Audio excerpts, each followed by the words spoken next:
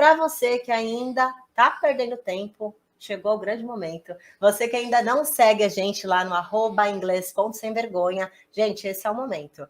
Lá você vai aprender o inglês da vida real com a gente every single day, de forma divertida, descomplicando mesmo o inglês e te mostrando o que os nativos mais estão usando por aí.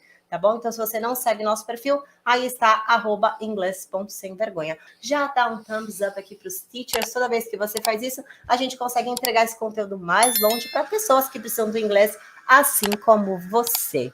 Ok? Perfeito. Já, ó, se não for inscrito no canal, não precisa nem falar, né? Já se inscreve aí, aperta o botãozinho rapidinho, gente. Já ativa também as notificações. Toda vez que você faz isso, você vai ser notificado. O YouTube vai te ajudar e ele vai te lembrar das aulas que acontecem aqui no canal. Não só das aulas, mas também dos vídeos que saem praticamente todos os dias. Tá bom, pessoal? E agora a gente vai falar sobre o assunto que nós escolhemos para hoje. Nós definimos aí as gírias que você precisa saber para começar já o ano de 2023 falando inglês moderninho da Silva. Perfeito. Né? Quem conhece a gente sabe que a gente sempre fala muito sobre métodos tradicionais, né? E por que a gente fala tanto sobre esses métodos? Porque nós já estudamos em métodos tradicionais, e o que acontece? Muitas vezes, quando você ingressa numa escola tradicional, você vai aprender com muitos livros, vai aprender muita gramática, e aí o que acontece? É estudar inglês de verdade, né? Exatamente. E tá tudo bem. E aí o que acontece? Exatamente isso que eu falei agora para vocês. Quando a gente vai viajar, ou de repente a gente vai falar com um nativo, a gente percebe que aquilo que a gente aprendeu nessa escola, que a gente aprendeu no livro, é muito diferente da realidade. E eu até diria que uma das grandes diferenças dos alunos brasileiros, quando eles estão aprendendo inglês, para um nativo de verdade, é o uso de expressões, de phrasal verbs e também o uso de gírias, né? Eu gosto até de compartilhar essa história com vocês. Eu tenho um gringuinho que ele está aprendendo português. Inclusive, ele arrasa no português. Fala melhor do que muita gente que mora aqui no Brasil. Verdade. E eu lembro que uma das primeiras coisas que, quando ele começou a estudar comigo, que a gente quis ensinar para ele, foi como deixar o português dele mais moderno. E aí, uma das primeiras frases lá, ele já falava alguma coisa.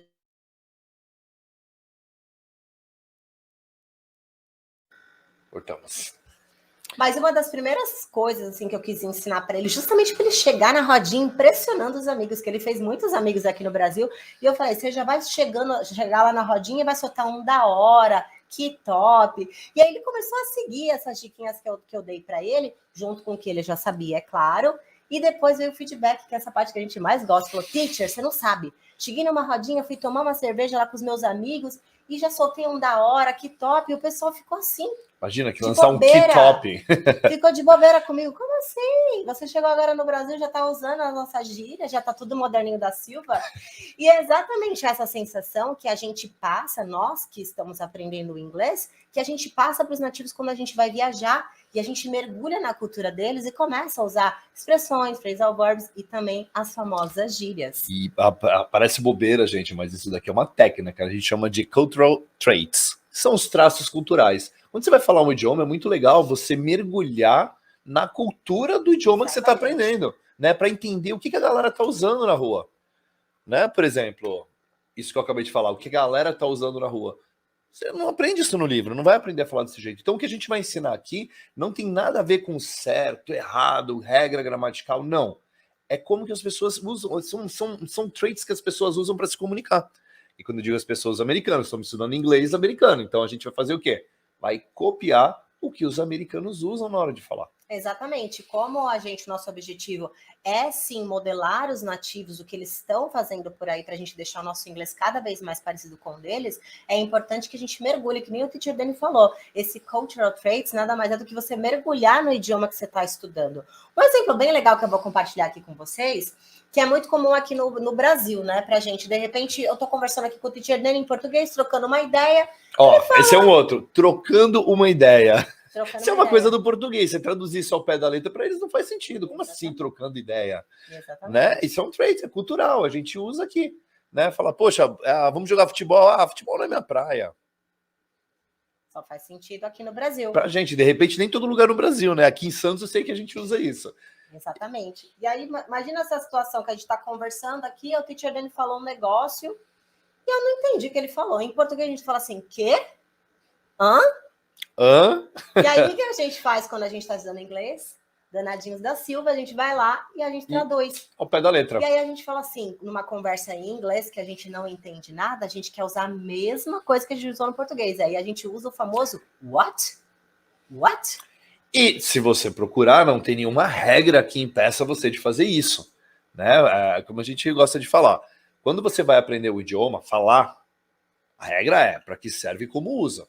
Tá? Não tem a ver com regrinha, se você traduzir, mas o que não é o what e vice-versa. Sim, mas o que a gente usa no Brasil muitas vezes é diferente do que eles usam lá. É cultural mesmo, né? Se você chegar usando um what numa conversa com o intuito de perguntar o que você quis dizer, tipo, gente... às vezes é um simples... Não entendi, você pode repetir? A ideia que você quer passar é essa.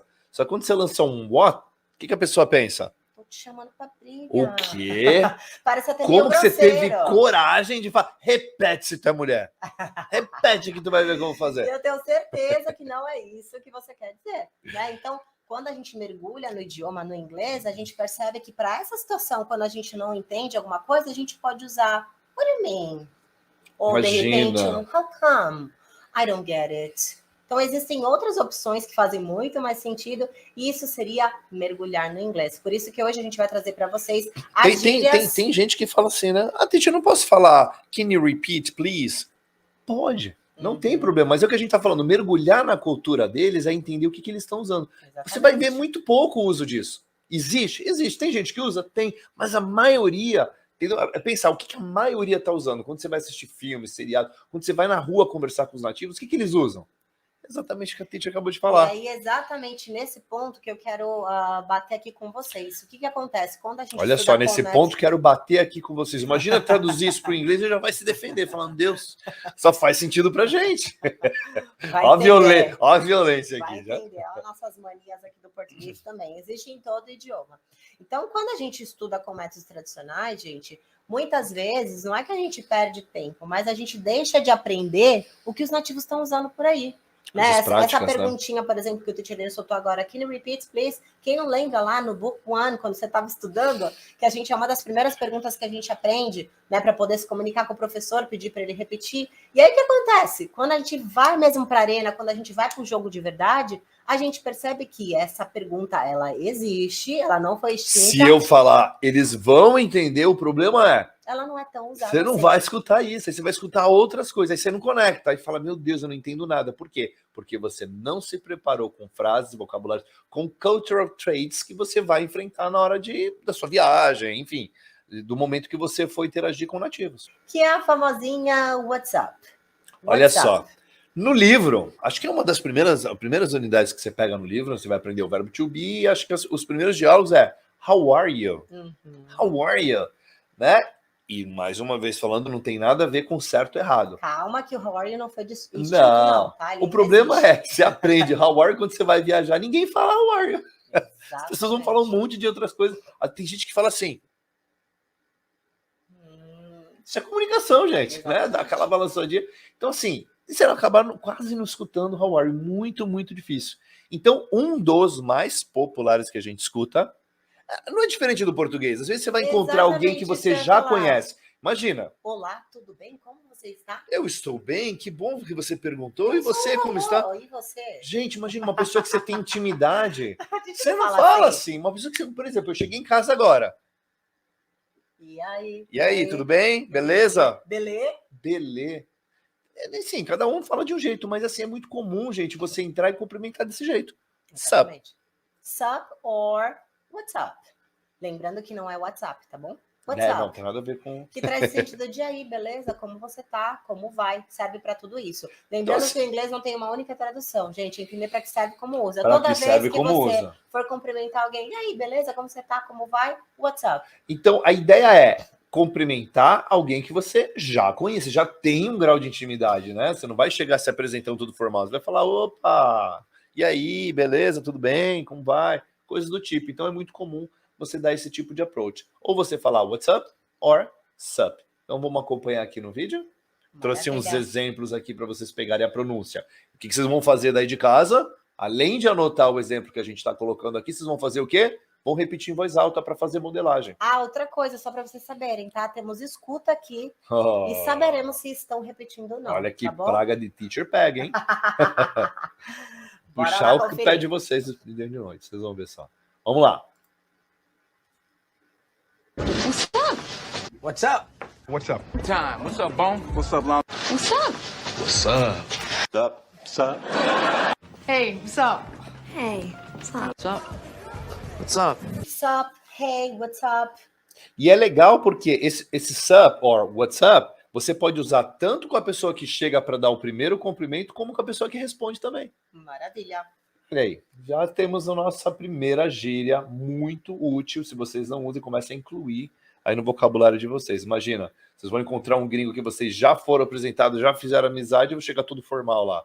Chega lá falando já. Moderninha da Silva, gente, já usando o WhatsApp. Modelo Uma coisa 2023. 2023, muito bem. E algo muito importante, gente, não espere que as oportunidades elas vão cair no colo de vocês. Encontre as oportunidades. Vai lá de propósito mesmo, tipo, mesmo que você não consiga conduzir mais uma conversa, mas pelo menos eu consigo cumprimentar. Eu vou já me Gente. arriscar, vou me desafiar. Hey, what's up? Só que isso só vai acontecer se vocês se prepararem. Aí pega aí o papel, anota. Gente, tem que treinar, simula. Poxa, já começa a fazer um ensaio mental. Caramba, se entrasse um gringo aqui agora e eu fosse dar oi pra ele, o que eu ia dizer? What's up? What's up? Fala em voz alta, simula, imagina que isso está acontecendo de verdade.